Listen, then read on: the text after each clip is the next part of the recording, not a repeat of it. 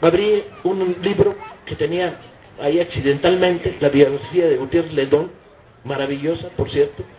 Lo abro por casualidad y leo. El cura hablaba 7 idiomas. Y dije, ay güey, ¿qué tiene que ver esto con el Hidalgo que me han estado metiendo hasta por las orejas? Y me piqué. Entonces empecé a estudiar otros libros, textos, y descubrí que Hidalgo hablaba 7 idiomas. Hablaba latín, claro, era cura, hablaba castellano, el idioma de uso en la Nueva España, hablaba francés, y lo hablaba tan bien que no solo eso, traduce a Molière, una obra prohibida por la Inquisición, y la monta en un pueblo donde lo habían desterrado, y se liga a la primera actriz. Dije, puta, te empieza a caerme a toda madre el Hidalgo este, ¿no? Hablaba italiano. El francés, ¿qué tenía? Pues era el idioma con el cual le llegaba el pensamiento de la Revolución Francesa, y lo leía y lo traducía. Y el italiano era fundamental porque a través de él llegaba la cultura del Renacimiento. Y yo dije, bueno, van 4, pero ¿y las otras 3? ¿7 idiomas? Me pongo a darle vueltas y descubro que hablaba purépecha, otomí y náhuatl. Dije, ay güey, 3 lenguas indígenas, no una, 3. Y entonces te das cuenta que tienes a alguien que por arriba captaba la versión del mundo que venía de la Revolución Francesa, de la Ilustración, del Renacimiento, y por abajo el lenguaje de las comunidades a las que les hablaba en su lengua. Y empiezas a entender, y sigues leyendo, y cuanto más lees más te fascinas. ¿Qué hace Hidalgo a partir del Grito de Dolores? Pues va tomando pequeñas comunidades rumbo a Guanajuato. Al llegar a Guanajuato trae 25,000 indígenas armados con palos y piedras. ¿De dónde chingados los sacó? Los historiadores tradicionales dicen, bueno, es que Hidalgo no tenía claro lo de la independencia, ni tampoco el proyecto social. Hidalgo hablaba de, dado que Fernando VII estaba en manos de los franceses, bla, bla, bla. Y tú dices, no mames, tú no levantas 25,000 indígenas diciéndoles, oiga, Fernando VII está en España, es medio pendejo y ahora están los franceses. No, tú levantas 25,000 indígenas diciendo, hay que acabar con el mundo que conocemos.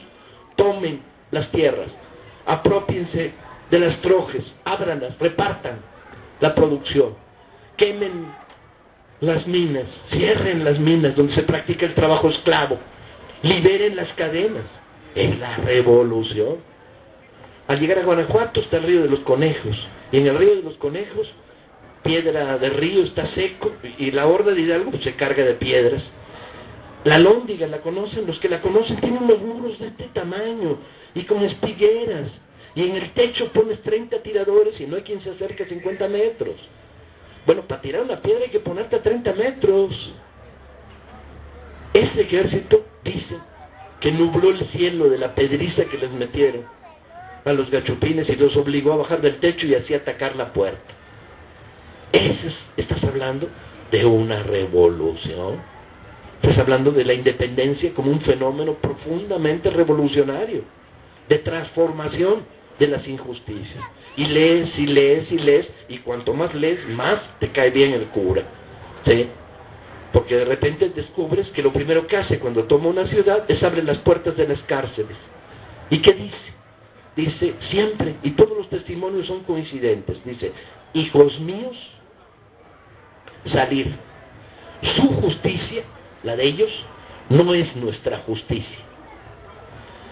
Carajo, hoy podemos mirar y señalar hacia los pinos. ¿Dónde está el DF? ¿Para allá o para acá? Para allá. Señalamos hacia los pinos y decimos, su justicia no es nuestra justicia. Hidalgo está vivo todavía, hoy, compañeros. ¿Sí? Esa es la clave. ¡Oh!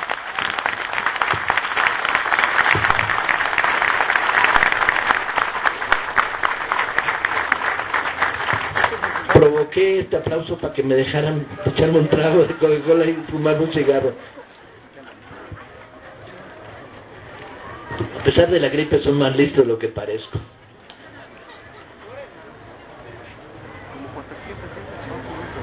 Sí. Tenemos que recuperar nuestra historia. Tenemos que hacerla nuestra. Cuento una anécdota más y entro en materia. Este era el prólogo nomás para calentar el aire. Estoy en las márgenes del río Mezcala, en lo que hoy es el estado de Guerrero. ando persiguiendo una historia que me apasiona particularmente, la historia de la escolta del general Hermenegildo Galeana, el mejor guerrillero que ha dado la historia de México. Galeana hizo su escolta, el brazo izquierdo de Morelos, hizo su escolta con el mismo tipo de gente, negros y marrones de las montañas, 50. ¿Por qué? Porque eran negros que habían huido de Puebla, de la Ciudad de México, de Veracruz, y se habían concentrado en las montañas de lo que hoy es Guerrero, huyendo de la esclavitud, eran esclavos huidos. Y cuando el ejército gachupín los agarraba, los fusilaban 2 veces, los mataban 2 veces. Primero los fusilaban y luego los ahorcaban, porque eran esclavos fugados e insurgentes, doble pena de muerte. Entonces no tenían nada que perder y agarró a los más cabrones que encontró, 50, ¿sí? Iban armados todos ellos con el machete suriano, el machete largo que tiene filo de solo de un lado y que en la parte de abajo tiene una cabilla con la que recoges la paca de algodón o la paca de azúcar, de caña. Machete de un solo filo de un lado que si le das un madrazo metiéndole kilos detrás, rompes esta mesa en 2. Y era su escolta, esos 50. Venía retirándose en esos momentos de las huestes de un capitán gachupín, un brigadier gachupín, que lo perseguía, llamado Garrote, y que traía un escuadrón de caballería. Entonces, en el proceso de retirarse, llegó a la cercanía sobre el río Mezcala de la hacienda de los hermanos Bravo, también insurgentes, y les mandó un mensajero diciendo: estoy aquí, me viene persiguiendo Garrote, vengan a echar una mano.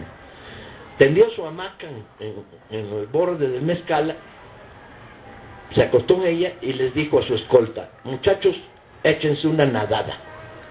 Nomás que eran negros de cerro, no eran negros de mar, no sabían nadar.